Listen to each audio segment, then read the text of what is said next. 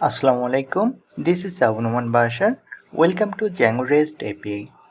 আজকের লেকচার ভিডিওতে আমরা শিখব API ভিউ ব্যবহার করে কিভাবে পোস্ট মেথড কাজ করে বা আমরা API ভিউ ব্যবহার করে কিভাবে ডাটা ক্রিয়েট করব।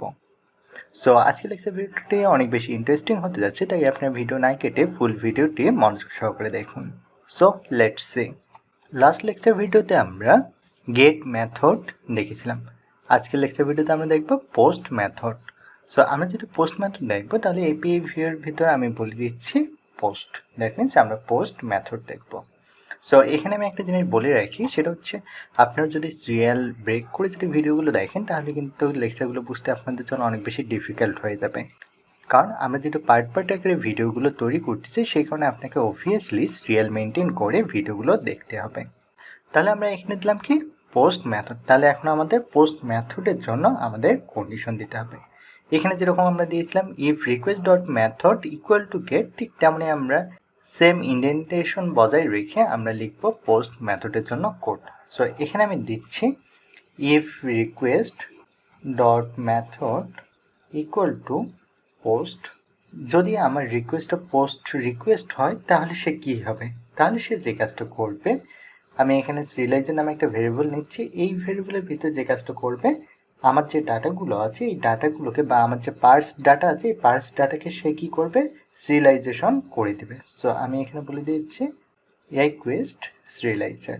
রিকোয়েস্ট সিরিয়ালাইজার আমি কোথায় থেকে পেলাম, আমরা প্রিভিয়াস লেকচার ভিডিওতে আমরা কী করেছিলাম যে রিকোয়েস্ট সিরিয়ালাইজারে মেটা ডাটা নিয়েছিলাম এবং মডেল এখানে দিচ্ছি রিকোয়েস্ট। সো আমরা যদি মডেল আসি, মডেলে আমরা চারটে ফিল্ড নিয়েছিলাম, একটা হচ্ছে টিচার নেম, কোর্স ডিউরেশন এবং সিট। সো সেই মোতাবেক আমরা এখানে সিরিয়ালাইজার করেছিলাম। সিরিয়ালাইজারে আমরা ফিল্ডগুলো নিয়েছিলাম কি টিচার নেম, কোর্স ডিউরেশন এবং সিট। আপনার যারা এই লেকচারগুলো মিস করেছেন তার কাইন্ডলি প্রিভিয়াস লেকচার ভিডিও দেখবেন, এক্ষেত্রে ইনশাল্লাহ আপনার কনসেপ্টটি ক্লিয়ার হয়ে যাবে। আর আমরা এই জিনিসটা প্রতিটি ক্লাসেই দেখাচ্ছি না, এই রিজন হচ্ছে যদি দেখা যায় সব ডাটাগুলো বা সব কোডগুলো যদি নতুন করে আমি আবার দেখানো শুরু করি সেক্ষেত্রে ভিডিও লেন্থ 30 মিনিট প্লাস হয়ে যাবে। এক্ষেত্রে আমার যদি ভিডিও লেন্থ 30 মিনিটের উপরে হয় সেক্ষেত্রে আপনাদের মনোযোগ ধরে রাখা একটু ডিফিকাল্ট হয়ে যাবে, সেই কারণে আমরা পার্ট পার্ট আকারে ভিডিওগুলো তৈরি করতেছি। সো আমরা এখানে কী দেবো, আমরা এখানে আমাদের যে পার্টস ডাটাগুলো থাকবে সেই ডাটাগুলো আমরা যে কাজটা করবো ডাটা নামের ভেরিয়েবলের ভিতরে আমরা রেখে দিচ্ছি।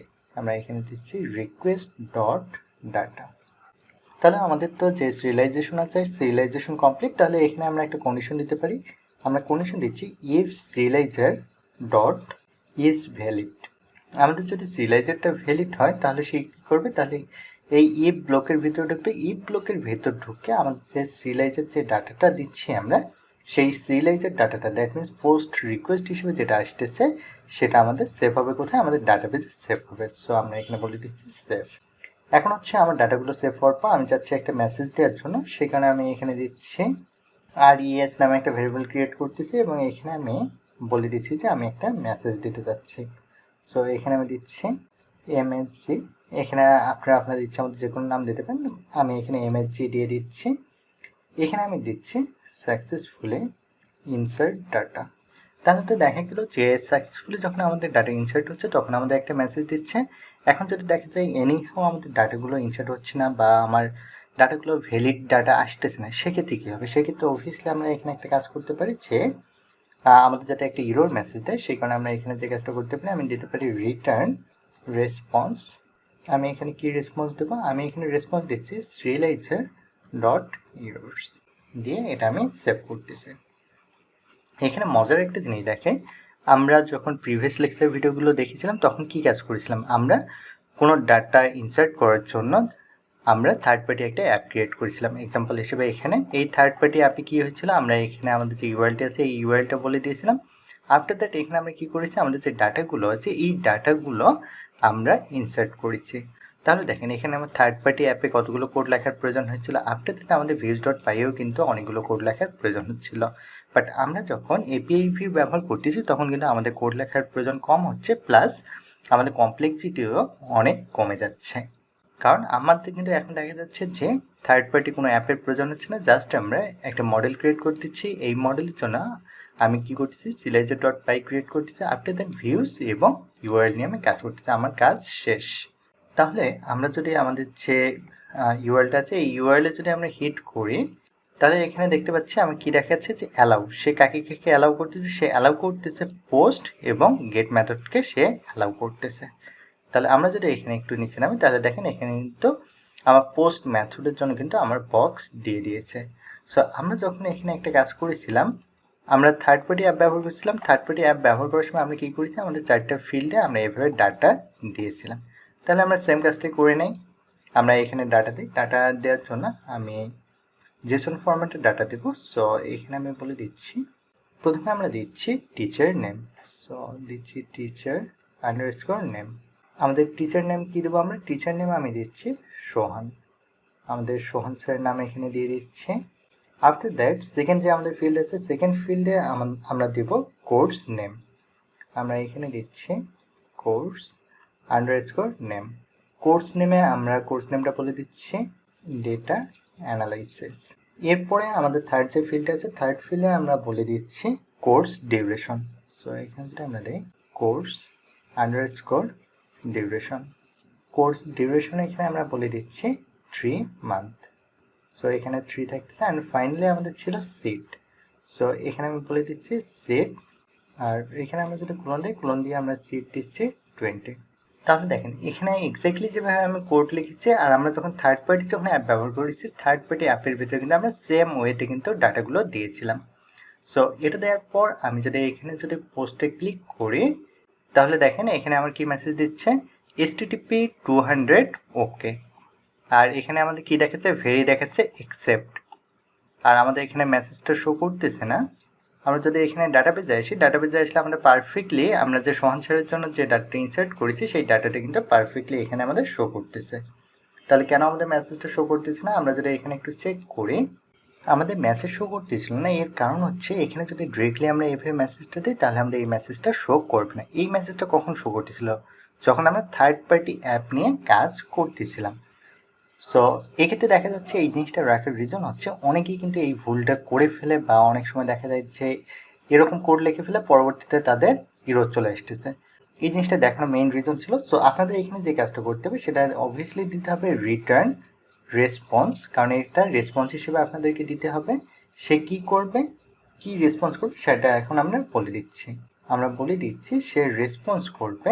আমি এখন যদি এটা পুরোটাকে যদি কপি করে নেই, আমরা এটাকে কপি করে নিলাম এবং উপরের লাইনটাকে আমি কেটে দিলাম। তাহলে আমার কোড হলো এটা। এখন আমি যদি এটাকে সেভ করি, সেভ করে আমি ব্রাউজারে রিলোড করব, তাহলে দেখা যাচ্ছে যে আমাদের গেট মেথডটা এখানে এক্সিকিউট হচ্ছে।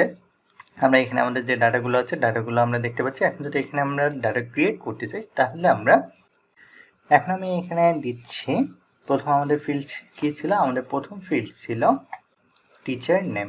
সো এখানে আমি দিচ্ছি টিচার নেম, এখানে টিচার নেম দিচ্ছি এবং আমাদের টিচার নেম এখন কি দেবো, আমি টিচার নেম দিচ্ছি খাদিমুল ভাইয়ের নাম। সো এখানে খাদিমুল ভাইয়ের নাম দিলাম। খাদিমুল ভাই কি ক্লাস নিয়ে থাকেন, আমরা যদি এখানে দেখি, আমরা থার্ড পার্টি অ্যাপ যখন ব্যবহার করেছিলাম তখন আমরা এভাবে ডাটা ইনসার্ট করেছিলাম। সো কোর্স নেমের ভিতরে আমরা ডাটা ইনসার্ট করেছিলাম আমাদের কোর্স নেম।